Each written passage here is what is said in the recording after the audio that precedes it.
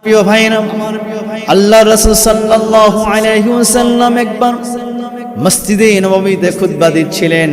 এমন সময় একজন সাহাবী আল্লাহ রাসূল সাল্লাল্লাহু আলাইহি ওয়াসাল্লামকে এসে বললেন, ইয়া রাসূলুল্লাহ, ইয়া হাবিবাল্লাহ, এমন দুর্ভিক্ষ লেগে গেছে, দীর্ঘদিন ধরে বৃষ্টি হয়নি, আপনি একটু দোয়া করেন।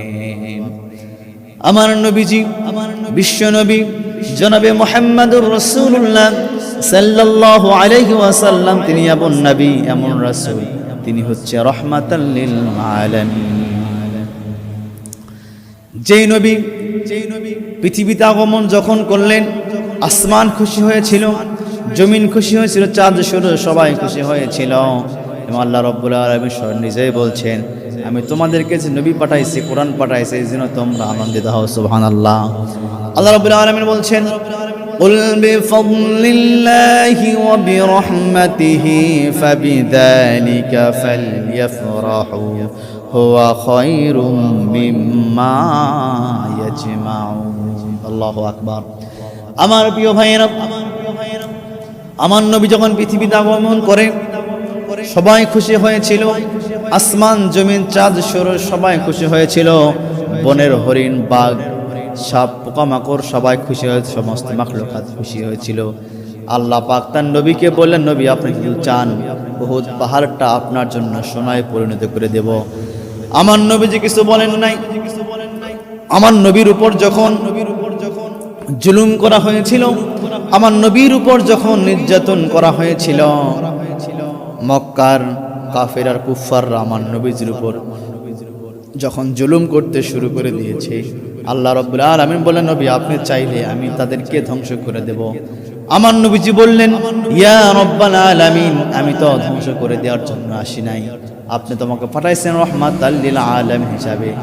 ইয়া রাব্বাল আলামিন, আপনি তাদেরকে হেদায়েত দান করুন। আল্লাহ রাব্বুল আলামিন প্রিয় হাবিব হেদায়েতের জন্য দোয়া করেছেন। সাহাবায়ে কেরাম বললেন, ইয়া রাসূলুল্লাহ, ইয়া হাবিবাল্লাহ, দুর্ভিক্ষ শুরু হয়েছে, মরুভূমিগুলো শুকানো অবস্থায় আরো শুকিয়ে গিয়েছে, উট পশু পাখি কেউ খাবার পাচ্ছে না। ইয়া রাসূলুল্লাহ, হাবিবাল্লাহ, আপনি একটু দোয়া করে দেন। আল্লাহ রাসূল খুতবা সমাপ্তি করলেন, নামাজ সমাপ্তি করলেন, সমস্ত মুসল্লিদেরকে, সমস্ত সাহাবায়ে কেরামদেরকে বসতে বললেন। সাহাবায়ে কেরামরা বসলেন। আল্লাহ রাসূল সাল্লাল্লাহু আলাইহি ওয়াসাল্লাম তিনি বললেন, এই সাহাবারা সবাই হাত তোলো। সবাই হাত উত্তোলন করে আল্লাহর রাসূল বিশ্ব নবী জনাবে মুহাম্মদুর রাসূলুল্লাহ সাল্লাল্লাহু আলাইহি ওয়াসাল্লাম তিনি দুই হাত উত্তোলন করে আল্লাহ রাব্বুল আলামিনের দরবারে দোয়া করলেন। দোয়া করতে দেরি, আসমান থেকে পানি নাজিল হতে দেরি হয় নাই। আল্লাহু আকবার। আল্লাহর নবী দোয়া সমাপ্তি করার পূর্বেই আসমান থেকে ঝুমঝুম করে বৃষ্টি শুরু হয়ে গেল। সব সাহাবারা বাসায় চলে গেল। দীর্ঘ এক সপ্তাহ ধরে, একাধারে এক সপ্তাহ ধরে পানি, আসমান থেকে পানি নাজিল হচ্ছে। সমস্ত খাল বিল মরুভূমিগুলো পানি সয়লাব হয়ে গেল। পরের এক সপ্তাহ পরে জুমার নামাজ আদায়ের জন্য আল্লাহ রাসূল সাল্লাল্লাহু আলাইহি ওয়াসাল্লাম খুতবা দিবেন, খুতবা সমাপ্তি করছেন।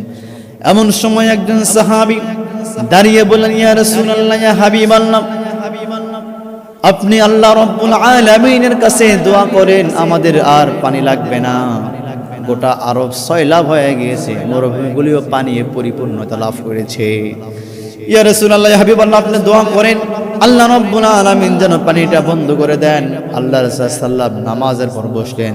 সমস্ত মুসল্লি, সমস্ত সাহাবায়ে কেরামদেরকে বললেন, সাহাবারা তোমরা বসো।